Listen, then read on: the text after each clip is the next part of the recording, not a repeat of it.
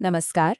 आज के इस विशेष विश्लेषण में हम सीधे एक ऐसी कहानी में उतरेंगे जो राजस्थानी लोक कथाओं का एक बेहद लोकप्रिय और भावनात्मक हिस्सा रही है।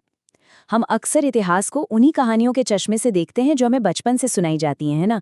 लेकिन आज हम मूल स्रोतों और ऐतिहासिक तथ्यों के आधार पर एक ऐसी कहानी का विश्लेषण करेंगे जो मिथक और असलियत के बीच के एक बहुत बड़े अंतर को उजागर करती है। ये कहानी है महाराणा प्रताप के पुत्र अमर सिंह और दिवेर के ऐतिहासिक युद्ध की।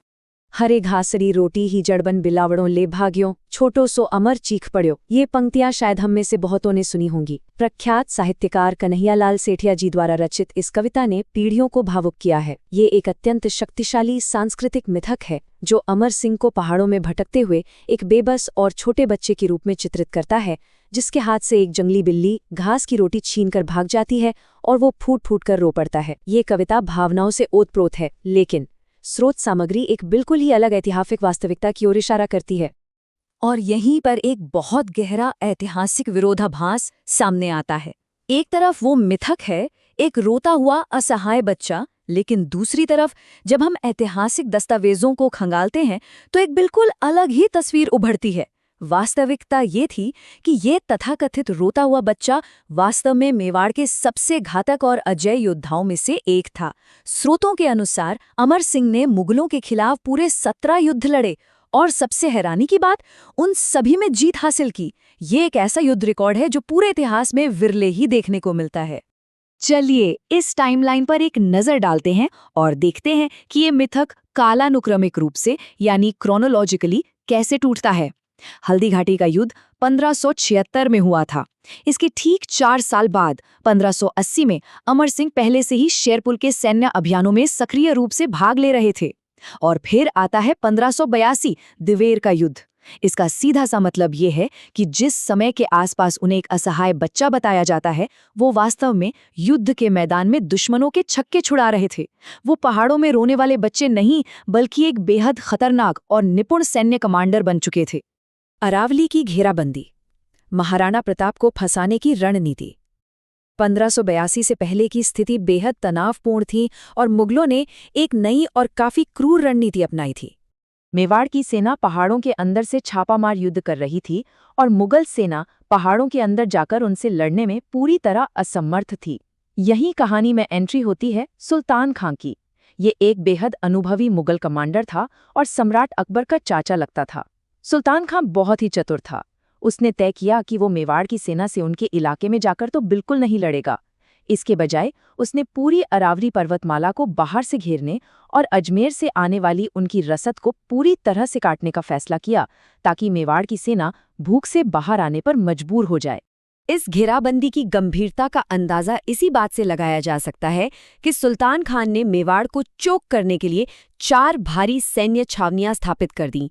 राजसमंद की तरफ दिवेर, उदयपुर की तरफ देबारी, डूंगरपुर की तरफ देवल और पाली की तरफ देसूरी। हर एक निकास बिंदु पर मुगलों का सख्त पहरा था। बाहर से कोई भी अंदर नहीं जा सकता था। ये एक ऐसा क्लॉस्ट्रोफोबिक जाल था जिसने मेवाड़ की सेना को सचमुच पहाड़ों में कैद कर दिया था। और इसी दमघोटू माहौल के बीच आता है अक्टूबर 1582 का महीना। दशहरा का समय था। उस दौर में राजपूतों में दशहरे पर एक विशेष परंपरा हुआ करती थी जिसे टीका दौड़ कहा जाता था। इसमें हथियारों की पूजा की जाती थी और ऐसा माना जाता था कि दशहरे पर हथियारों का तिलक करने के बाद छोटी मोटी ही सही लेकिन एक सैन्य चढ़ाई अवश्य की जानी चाहिए। लेकिन इस बार पहाड़ियों में फंसी महाराणा प्रताप की सेना के लिए ये केवल एक परंपरा नहीं रह गई थी, बल्कि ये उनके अस्तित्व का सवाल था। तो अब सबसे बड़ा सवाल ये था कि चारों तरफ से घिरी हुई मेवाड़ की सेना को आखिर कहाँ हमला करना चाहिए। उनके पास रसद खत्म हो रही थी, बाहर निकलने के सारे रास्ते बंद थे। किसी एक चौकी पर तो उन्हें प्रहार करना ही था ताकि ये चक्रव्यूह टूटे। लेकिन मुगलों की चौकसी बहुत ही भयंकर थी। ये सच में एक बहुत ही बड़ी रणनीतिक दुविधा थी। और यहीं हमें महाराणा प्रताप की शानदार सैन्य रणनीति देखने को मिलती है। उन्होंने देबारी या देसूरी जैसी किसी कमजोर चौकी को चुनने के बजाय चुना दिवेर को। दिवेर सबसे मजबूत मुगल कैंप था। यहाँ अजमेर से आने वाले मुख्य रास्ते को ब्लॉक करने के लिए स्वयं सुल्तान खान बैठा था। मुगलों को लगता था कि ये उनका सबसे अभेद्य किला है, इसलिए यहाँ हमले की सबसे कम उम्मीद थी। और यही सरप्राइज एलिमेंट मेवाड़ की सबसे बड़ी ताकत बन गया। सुल्तान खान का पतन और अमर सिंह का प्रहार। दशहरे के दिन उस शांत पहाड़ी इलाके में मेवाड़ की सेना ने दिवेर की चौकी पर एक ऐसा अचानक और भयानक हमला कर दिया जिसकी सुल्तान खान ने कभी कल्पना भी नहीं की थी। ये कोई सामान्य झड़प नहीं थी। इस युद्ध का चरम बिंदु वो था जब अमर सिंह का सामना सीधे सुल्तान खान से हुआ। अमर सिंह ने अपनी पूरी ताकत के साथ सुल्तान खान पर भाले से प्रहार किया। स्रोतों के अनुसार वो प्रहार इतना शक्तिशाली था कि भाला सुल्तान खान के भारी सैन्य कवच और उसके शरीर को चीरता हुआ पूरी तरह से आर पार निकल गया। जरा सोचिए उस प्रहार की ताकत को। यह शारीरिक बल का एक ऐसा विस्मयकारी प्रदर्शन था जिसने युद्ध का पासा ही पलट दिया। दिग्गज कमांडर सुल्तान खान वहीं जमीन पर आ गिरा। शाम के समय जब महाराणा प्रताप घायलों का जायजा ले रहे थे, तब वो सुल्तान खान के पास पहुंचे, जो अपनी आखिरी सांसें गिन रहा था। प्रताप ने शिष्टाचारवश उससे उसकी आखिरी इच्छा पूछी। तब उस मरते हुए कमांडर ने एक बेहद आश्चर्यजनक बात कही। मैं उस लड़के को देखना चाहता हूं जिसने मुझे भाला मारा। मैंने सपने में भी नहीं सोचा था कि कोई मुझे ऐसे आर पार बीन सकता है। ये अपने ही दुश्मन की ताकत की एक असाधारण स्वीकारोक्ति थी। इसके बाद जो हुआ वो किसी सिनेमाई दृश्य से कम नहीं है। महाराणा प्रताप ने सोचा कि अमर सिंह तो अभी कैंप में है, उसे आने में समय लगेगा, तो उन्होंने पास खड़े एक दूसरे सैनिक को आगे करके कहा कि यही वो लड़का है। लेकिन सुल्तान खान ने तुरंत उसे नकार दिया। उसने कहा, नहीं, जिसने मुझे मारा उसकी आंखों में एक अलग ही प्रकार की आग थी। सुल्तान खान उस अदम्य क्रोध और ऊर्जा को पहचान चुका था जो सिर्फ और सिर्फ अमर सिंह के भीतर थी। इसके बाद अमर सिंह को तुरंत वहां बुलाया गया। मरते हुए कमांडर को शांति देने के लिए गंगा जल पिलाया गया। लेकिन सुल्तान खान के प्राण नहीं निकल पा रहे थे। वो भयंकर पीड़ा में तड़प रहा था, क्योंकि वो लंबा और भारी भाला अभी भी उसके शरीर के आर पार फंसा हुआ था। उस असीम दर्द को खत्म करने और उसे मुक्ति देने के लिए उस भाले को निकालना बेहद जरूरी था। किसी और सैनिक से वो भाला हिला तक नहीं। तब अमर सिंह आगे आए, और स्रोत सामग्री में जो दृश्य वर्णित है वो सचमुच रोंगटे खड़े कर देने वाला है। अमर सिंह को उस शक्तिशाली भाले को निकालने के लिए सुल्तान खान की टांगों पर खड़ा होना पड़ा और फिर अपनी पूरी शारीरिक ताकत लगाकर दोनों हाथों से उस भाले को खींचकर बाहर निकाला। भाला निकलते ही सुल्तान खान के प्राण पखेरु उड़ गए और इसी के साथ दिवेर का यह ऐतिहासिक युद्ध अपने निर्णायक अंत तक पहुंचा। इतिहास लेखन की बहस, स्मृतियों का पुनर्लेखन। इस शानदार विजय के बाद ये समझना बहुत जरूरी है कि स्रोत सामग्री इतिहास लेखन पर क्या सवाल उठाती है। कुछ बहुत ही स्पष्ट ऐतिहासिक तथ्य हैं जिन्हें अक्सर मुख्यधारा के नैरेटिव से बाहर रखा गया, जैसे कि दिवेर में मेवाड़ की बिना किसी संदेह के एक स्पष्ट जीत। दूसरा, अमर सिंह का वह अजेय युद्ध रिकॉर्ड जिसे भुला दिया गया। और शायद सबसे महत्वपूर्ण बात, इस युद्ध में महाराणा प्रताप अकेले नहीं थे।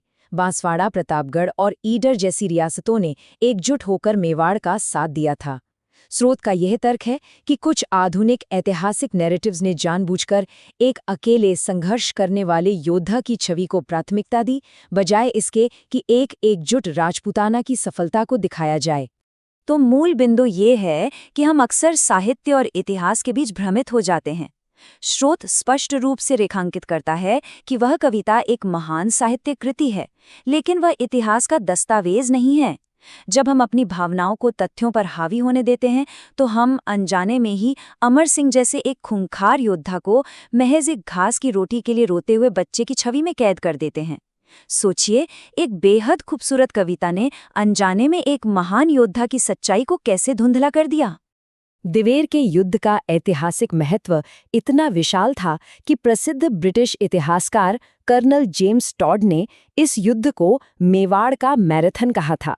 जैसे मैराथन के युद्ध ने प्राचीन ग्रीस के इतिहास को पलटकर रख दिया था, वैसे ही दिवेर के इस युद्ध ने मेवाड़ में मुगलों के खिलाफ संघर्ष की दिशा को पूरी तरह से बदल दिया था।